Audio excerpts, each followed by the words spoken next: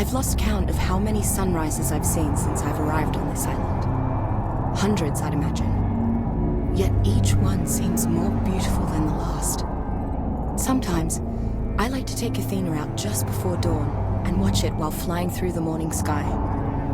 It's in these simple moments that I realize just how lucky I am. Not that I was unhappy exploring the reefs and rainforests back in Oz, but I wasn't ever going to spot a Bronto stomping around the outback, was I?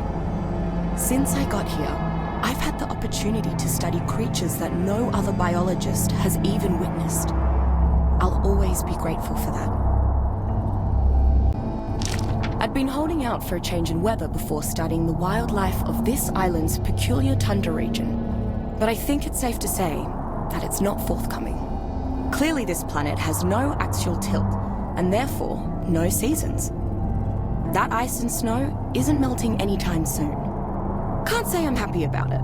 The cold and I are not the best of mates, I can tell you that. But I'll just have to suck it up. The climate during the Jurassic and Cretaceous periods that many of this island's creatures hail from was fairly uniform, so an Arctic region is quite the oddity. It'd be plain stubborn of me not to have a look around.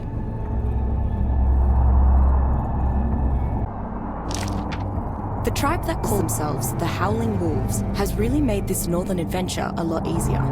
Well, them and Athena. She's right at home here. I don't think I'll ever be able to repay Rockwell for just up and giving me an Argentavis. He said our conversations are payment enough, but I still feel guilty. I should remember to collect some floral samples for him while I'm here. Anyway, tagging along with the wolves has been a good introduction to the region, but I think I'm ready to make my own way. To make real scientific conclusions, I need to observe these animals undisturbed in their natural habitat for long periods of time. What a day. There I am, putting the finishing touches on the mammoth dossier, when all of a sudden, a Tyrannosaurus starts attacking the herd. Struth! A Tyrannosaurus wading through the bloody snow? I asked the Howling Wolves at the nearest camp, and apparently, this is a common thing. They're not new to the region. It just doesn't make sense. How can a Tyrannosaurus survive in this climate? And how can the introduction of an apex predator not shift the entire ecosystem?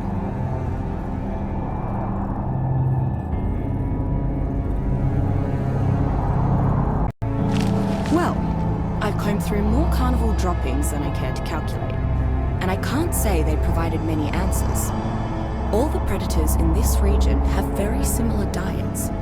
With so many different predators hunting the same prey, the populations of all these species shouldn't be sustainable.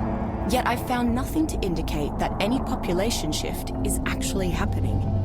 It's just bizarre. The longer I'm here, the more I realize that this region shouldn't exist. Its climate is out of sync with the rest of the island. Many of the creatures here are millions of years ahead of the dinosaurs, and the ecosystem is almost static. Something's off. I need to review my notes. Helena, you're a dipstick. Going through my notes, I've realized that there are more predators than prey across this entire island by almost double. That's the opposite of how any ecosystem is supposed to work. I can't believe it took a Tyrannosaurus frolicking through the snow for me to see this. It's plain as day. What to make of it? Add in the human factor, and it's impossible for this island to continue as it is by natural means. So, what? Is this island's wildlife being monitored and curated somehow? I should speak with Rockwell. Maybe he's come to a similar conclusion. I never thought this island was normal exactly. I mean, there are giant obelisks floating in the sky for Pete's sake. Not to mention that cave I found, which hid a platform similar to those found at the base of said obelisks. Well, similar, except for those oddly shaped holes that were carved into its podium. I guess I just didn't care about all that. So long as I had my beautiful, unique, and untainted ecosystem to study, I was happy. But now... no, I shouldn't write it off just yet. Not before I arrive at Rockwell's. There's still a chance chance that my data is off or that I missed something obvious. I won't give up on my paradise just yet.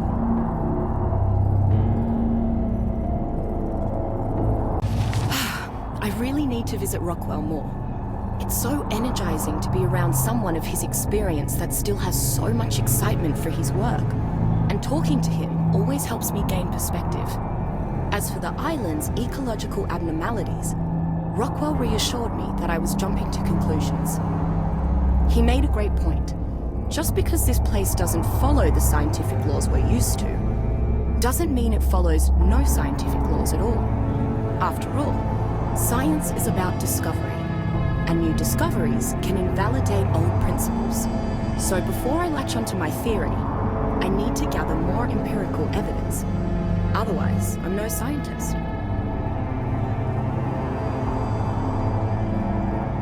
On Rockwell's recommendation, I've headed south to start an in-depth study of the island's marine life with the help of a tribe called the Painted Sharks. Because the ecosystem of the ocean that surrounds the island is separate from the ecosystem on the mainland, correlating patterns between them might help me isolate and understand this island's scientific abnormalities. Also, after freezing my ass off for so long, I could really use an extended stay on a tropical island. Marine biology was never my strongest field, but I do love the ocean. If nothing else, it should be beautiful there. The Painted Sharks have treated me like I'm the bloody queen since I showed them Rockwell's letter of recommendation. I don't think I've eaten better in my entire time on the island. Not that it's a high bar. I'm a horrible cook. Oh, and they've been of tremendous help with my research, of course. So far, my estimates of the predator-prey balance are consistent with the ecosystems on the mainland. The water is simply teeming with shoals of megalodons, and they are extremely aggressive. Perhaps that's a side effect of having limited prey. Sharks aren't known as territorial creatures. I'll have to study them further.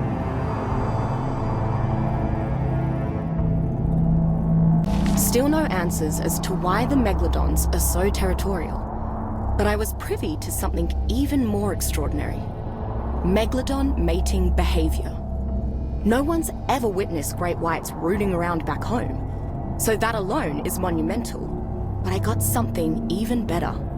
I know, what could possibly top watching megalodons having a naughty, right? Tracking the female. I was able to observe her for almost the full gestation period. And get this, it only lasts 1 week. 1 week! No wonder the population is so high. These are spitting out pups 44 times the rate of Aussie great whites. I should compare how they behave in captivity.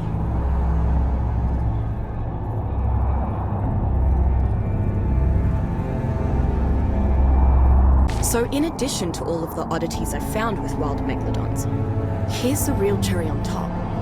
Taming them is a piece of piss. A bit of training and they're more obedient than the family dog. Now, I've heard of sharks getting very rudimentary training over a year or so, but not to this extent. Certainly not so easily. Sharks aren't mammals or even avians. They're fish. They rely more on instinct, or to put it simply, they're not very smart. You shouldn't be able to ride one like a jet ski. I'm trying to keep an open mind like Rockwell suggested, but this just feels wrong.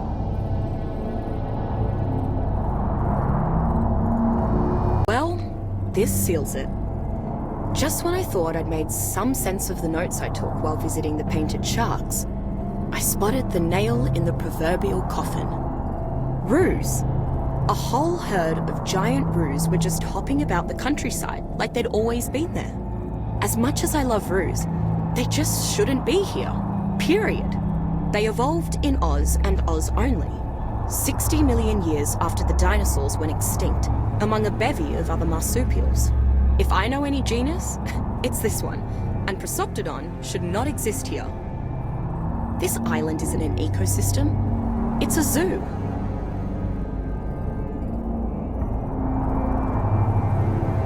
Not too long ago, I thought this place was a far-off utopia where I could study all the world's lost wonders. now that I'm certain it's not natural at all, I have to say, it's lost a lot of luster. Interference from mankind hasn't helped. Most tribes have learned to live in harmony with their slice of the island.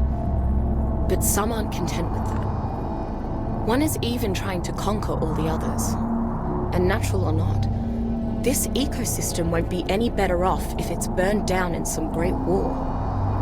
The sunrises are still beautiful, though. At least nothing can change that.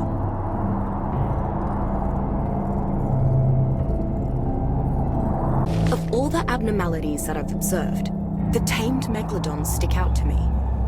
It was almost like they were stray dogs who were re-socialized, as though they had a genetic history of human obedience. Most of my observations have been in the wild, but I think I may learn a thing or two if I observe domesticated creatures more closely. I need to study their diets, their mating patterns, how they socialize with other species, all that. Rumor has it that there's some woman that's tamed a whole mess of them, all by herself. So many that they call her the Beast Queen of the jungle. Maybe she'll have some useful insights.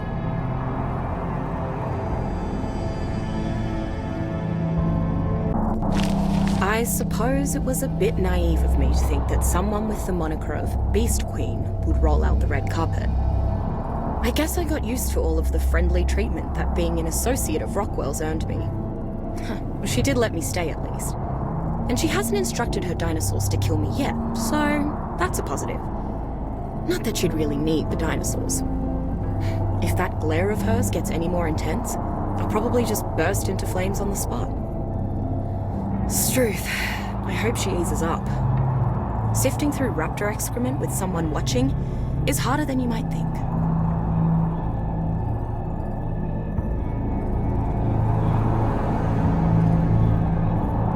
There's nothing special about the diet of these tame creatures when compared to their wild counterparts.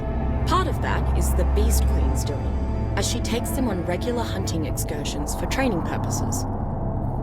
Curiously, they never have to range too far. There is an abundance of prey nearby, despite the size of her pack. That this is held true, regardless of her domesticated creature's remarkable birth and growth rates, makes it even more unusual. Oh, and I did finally get her name. Li Mei Yin. She's gotten a little less glary, too. In hindsight, maybe starting by studying her animal's feces just gave her the wrong impression.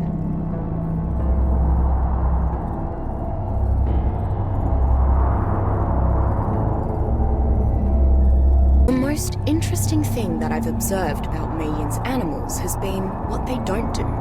They never fight. Among creatures that have been domesticated for generations, like cats or dogs, that's normal.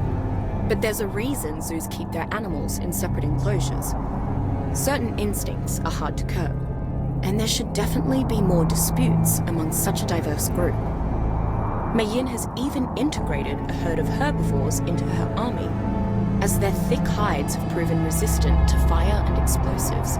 Yet despite being surrounded by carnivores, they remain untouched. It doesn't make sense. That's not to take anything away from Mei Yin. She works hard to treat and train her animals well. She's not bad company either. At least when she's not mute and I don't go full biologist. Sometimes it felt like speaking a new language. But it's been kind of refreshing.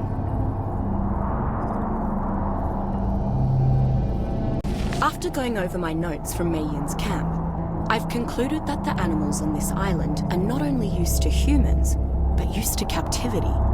Even with their accelerated growth rates, their behavior indicates that they have been regularly domesticated, for decades at least. Otherwise, they'd never obey the whims of mankind so easily. With that in mind, I believe that my theory about this island being curated is back in play. In fact, it's possible that not only are animal populations being controlled, but that the animals themselves are genetically modified. However, before I bring this to Rockwell, there's one more rumor that I want to confirm. This is the smoking gun. It has to be. I simply can't be convinced that this place is natural. after finding an island populated entirely by carnivores, even if they fed off each other, which is awfully dubious given that carnivore meat is much more likely to carry harmful parasites than herbivore meat. The landmass is so small and their population is so dense that they could never maintain it. Yet there it is, hidden away off the northeast coast of the island. Someone would have to put them there on purpose. There's no way that Rockwell can deny my theory now.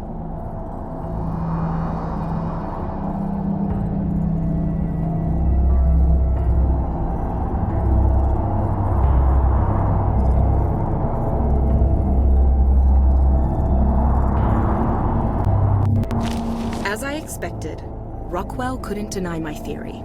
But I can't say that I have his endorsement either. He didn't seem terribly engrossed in the subject, frankly. Something else seems to have captured his attention as of late. The island's obelisks. Apparently, Rockwell stumbled upon a way to interact with the towering monuments while spelunking. Of all things. I guess he felt the need to scratch that old intrepid explorer itch of his. It's pretty impressive considering his age. Now that I think about it, the obelisk could be linked to my own findings. Their nature has always been a mystery, and Rockwell made some intriguing observations. I should follow up.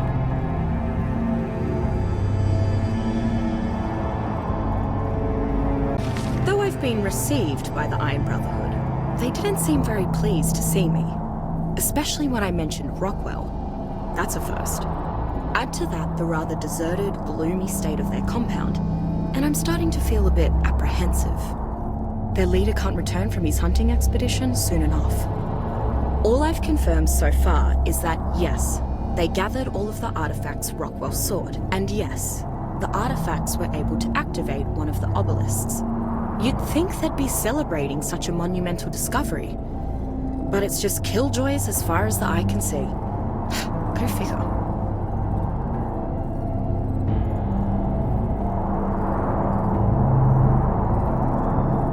I keep glancing at the artifact. I understand why the Iron Brotherhood's leader didn't want it. Since it has no apparent use, all it does is remind him of the tribesmen who died seizing it from that giant spider. Can it really be useless, though? They described the artifacts that activated the obelisks as looking similar to it, so I headed to the nearest obelisk to see if I could get a response. No luck. Maybe it activates something else. Of course, the platform in the cave. It's a long shot, but it's the only thing I can think of that's similar to the obelisks. Definitely worth a try.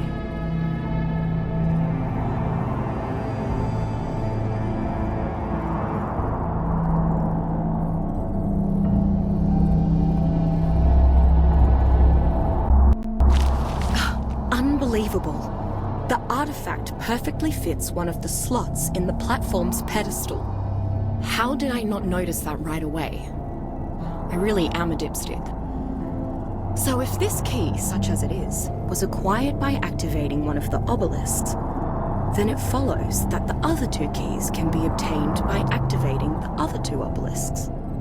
Then, with all three keys, maybe this platform will lead to whatever is controlling the island's ecosystem. If the other obelisks work the way that the first one did, that means I have to find a whole mess of artifacts first. And I don't think I can do that alone.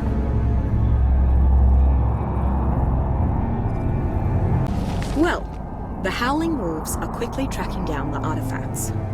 But after hearing about what happened to the Iron Brotherhood, that's as far as they'll go. It's understandable, but it leaves me in a tight spot. If a giant spider and I get in a scrap, the spider's winning for sure. Even with Athena on my side, I prefer to avoid danger, not confront it. My aim's piss poor, and I've got fists like marshmallows. If I want a fair go at actually surviving whatever happens when the obelisk activates, I'll need backup. Negotiation notes. Don't mention feces. Don't look directly at the glare. Bring chili. Unburned. Now, I know you don't get a nickname like Beast Queen without being one tough lady. But when I saw that giant ape, I still thought we were buggered. Fortunately, Mei Yin's got more intestinal fortitude than yours truly. And somehow, some way, she was able to pull out a win. Glad I'm on her good side. I already found the second key, but I want to take a look around here before we head back through the portal. This ape either lived here, or was released when we activated the obelisk. Finding out how it survived in this isolated environment, or how it got here, could prove useful. So these are the conquerors that I heard about way back when. Not a great first impression. Mei Yin and I weren't quite mates. But watching her creatures get slaughtered like that certainly wasn't pleasant. I'm not a fan of the prisoner lifestyle either. The leader introduced himself as Gaius Marcellus Nerva, and he's not a complete buffet, I'll give him that. He let me keep my personal effects, and our conversations have been civil so far. I get the feeling that'll change if I don't cooperate, though. Not that I have much choice. They already took the keys. The only way I'm seeing this through is as a guest of the new Legion. This Nerva bloke's fig jam incarnate. He seems to think he's Jupiter's gift to the island or some rubbish like that. I think his ego was actually tangible when the Legion returned from the obelisk with the third key and the head of a dragon in tow. Sadly, as much as I would enjoy seeing him fall flat on his face, I need him, and I need the new Legion. So when he asked me to guide his forces to the hidden cave, I obliged without protest. What he'll do with me afterwards? I don't know. When Nerva and his band return from the cave, they'll decide my fate. So this may be my final chance to reflect. I may as well take advantage of it. I realize that had I just ignored the signs and accepted this paradise at face value, I'd still be happy and free. Would that have been better? I don't think so. After a lot of thought, I've decided that I'd rather die seeking the truth than living in an illusion. That, as Rockwell would say, is the path of a true scientist. Not that I'm Galileo battling the church or anything, but hey, it's something to hold on to. Well, I'm not dead. And as it turns out, neither was Mei Yin. In fact, it was her who freed me and insisted we follow Nerva through the portal in the cave. A horrifying scene awaited us. All of Nerva's men lay dead amongst the shards of a mysterious metal, but Nerva's body was missing.